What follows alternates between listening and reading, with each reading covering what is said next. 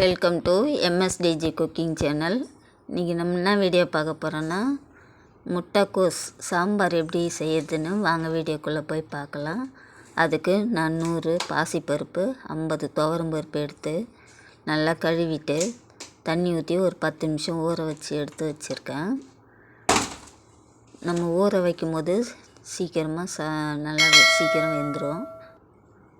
இப்போ நம்ம அந்த பருப்பு முழுகிற அளவுக்கு தண்ணி சேர்த்துக்கலாம்.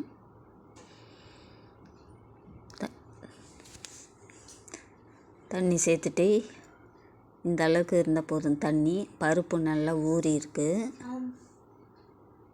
நம்ம இந்தமாரி செய்யும்போது நல்லா டேஸ்ட்டாக இருக்கும் சாம்பார். இப்போ 1/2 ஸ்பூன் ஜீரகம் சேர்த்துக்கலாம். 1/4 ஸ்பூன் வெந்தயம் சேர்த்துக்கலாம். அடுத்தது மஞ்சத்தூள் 1/2 ஸ்பூன் சேர்த்துக்கலாம். 1/2 ஸ்பூன் பெருங்காயம் சேர்த்துக்கலாம். சேர்த்துட்டு 2 ஸ்பூன் எண்ணெய் சேர்த்து ஒரே விசில் வந்தால் போதும். குக்கர் மூடி போட்டு இந்த அளவுக்கு நல்லா குழன்னு வெந்துச்சு பாருங்கள்.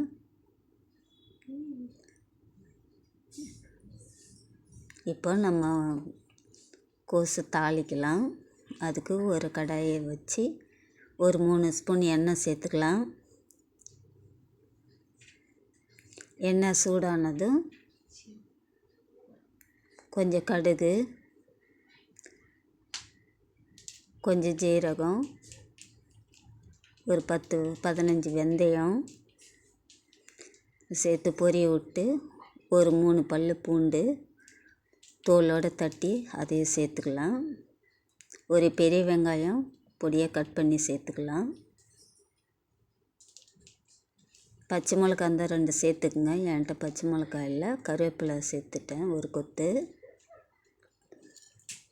வதக்கிட்டு தக்காளி சேர்த்து தக்காளி வதங்கிறதுக்காக உப்பு சேர்த்துக்கலாம்.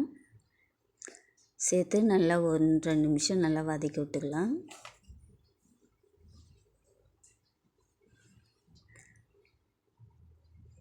இதுமாரி வதங்கினதும் 1/4 கிலோ கோஸை நல்லா பொடியை கட் பண்ணிவிட்டு கழுவிட்டு சுத்தம் இந்த மாதிரி எடுத்து வச்சுருக்கேன். அதை சேர்த்துக்கலாம். சேர்த்துட்டு 2-3 நிமிஷம் இந்த கோஸை மீடியம் ஃப்ளேம்லேயே நல்லா வதக்கி விட்டுக்கலாம். இது வதங்கும் போதே கோஸு நல்லா வெந்துடும். இந்தமாரி நம்ம வதக்கி சாம்பார் செய்யும்போது நல்லா டேஸ்ட்டாக இருக்கும் சாம்பார். இட்லி, தோசை, சப்பாத்தி இதுக்கு எல்லாத்துக்குமே நல்லாயிருக்கும் இந்த சாம்பார்.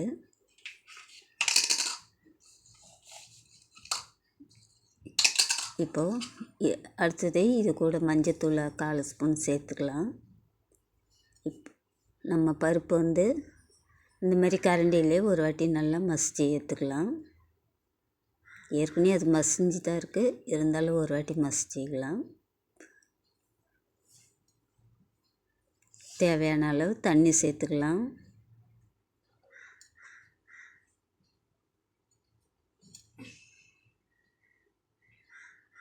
இப்போ நம்ம கோஸை வதக்கின கோஸு இந்த மாதிரி 2-3 நிமிஷம் வதக்கி விட்டுட்டு இப்போ நம்ம அந்த பருப்போடு சேர்க்கலாம். அதுக்குள்ளே அந்த கோஸ் கூடிய 3 ஸ்பூன் குழம்பு மிளகாத்தூள் சேர்த்துக்கிறேன், வீட்டில் அரைச்சது.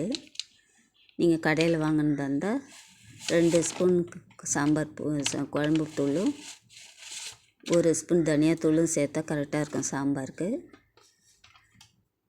இது ஒரு வாட்டி இந்த மிளகாத்தூள் வாசனை போகிறதுக்காக 1 நிமிஷம் நல்லா வதக்கி எடுத்துடலாம். இந்த மாதிரி நல்லா வதங்கினதும் நம்ம கரைச்சி வச்ச பருப்போட இந்த கோஸை சேர்த்துக்கலாம்.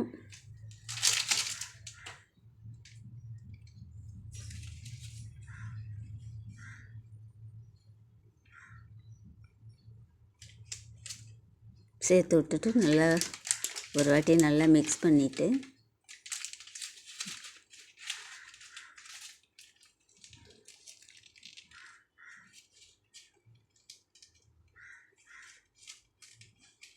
தேவையான அளவு இந்த சாம்பாருக்கு தேவையான அளவு உப்பு சேர்த்துக்கலாம்.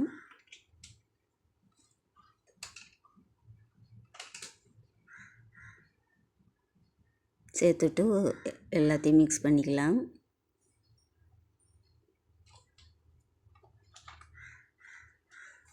கொஞ்சமாக தண்ணி சேர்த்துக்கலாம். ஒரு கொதி வரணும். ரொம்ப நேரம் சாம்பாரை கொதிக்க விடக்கூடாது. நம்ம காயெல்லாம் வெங்காயம் தக்காளி எண்ணெயோடு வதக்குனதால் ரொம்ப நேரம் கொதி வரக்கூடாது. ஒரு கொதி வந்தால் போதும். எலுமிச்சங்க அளவுக்கு, சின்ன எலுமிச்சை அளவுக்கு புளி எடுத்து கரைச்சி வச்சுருக்கேன். அதை சேர்த்துக்கலாம். சேர்த்து விட்டுட்டு ஒரு நிமிஷம் கொதிக்கட்டும். இந்த புளி பச்சை வாசனை போகிற வரைக்கும் கொதிக்க விட்டுக்கலாம். நல்லா மிக்ஸ் பண்ணிக்கலாம். இந்த சிறு பருப்புன்றதால அடி பிடிக்கும். அதனால் ஒரு 2-3 டைம் நல்லா கலந்து கொடுத்துக்கிட்டே இருக்கணும். இந்த டைமில் நம்ம சாம்பார் பொடி 2 ஸ்பூன் சேர்த்துக்கலாம். நான் வீட்டில் அரைச்ச சாம்பார் பொடி தான் சேர்க்குறேன். நீங்கள் உங்கள்கிட்ட இல்லைன்னா நீங்கள் ஆச்சி சாம்பார் பொடி ஏதாவது ஒரு சாம்பார் பொடி சேர்த்துக்குங்க. நல்லா சூப்பராக இருக்கும் டேஸ்ட்டாக. நல்லா ஒரு வாட்டி மிக்ஸ் பண்ணிவிட்டு கொஞ்சம் கொதி வந்ததும் அடுப்பை ஆஃப் பண்ணிட வேண்டியது தான். நம்ம சூப்பராக டேஸ்ட்டாக கமன்னு முட்டைக்கோஸ் சாம்பார் ரெடி ஆகிடுச்சி. இந்த வீடியோ பிடிச்சிருக்குன்னு நினைக்கிறேன். கடைசியாக கொத்தமல்லி கருவேப்பிலை போட்டு அடுப்பை ஆஃப் பண்ண வேண்டியது தான். இந்த வீடியோ பிடிச்சிருந்தா லைக் பண்ணுங்கள், ஷேர் பண்ணுங்கள், கமெண்ட் பண்ணுங்கள். MSDG குக்கிங் சேனலுக்கு சப்ஸ்கிரைப் பண்ணுங்கள். தேங்க்யூ.